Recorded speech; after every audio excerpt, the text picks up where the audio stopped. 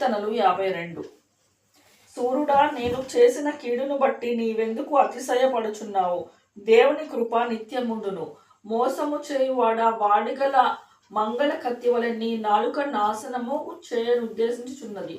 మేలు కంటే కీడు చేయుటయు, నీతి పలుకుట కంటే అబద్ధము చెప్పుటయు నీకిష్టము. కపటమైన నాలుక కలవాడ, అధిక నాశనకరములైన మాటలే నీకిష్టము.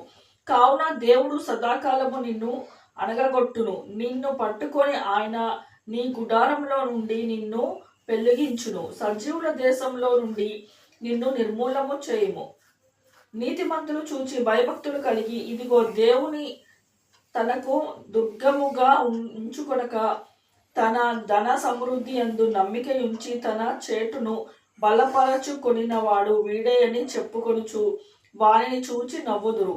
నేనైతే దేవుని మందిరంలో పచ్చని ఒలీవ చెట్టు వలె ఉన్నాను.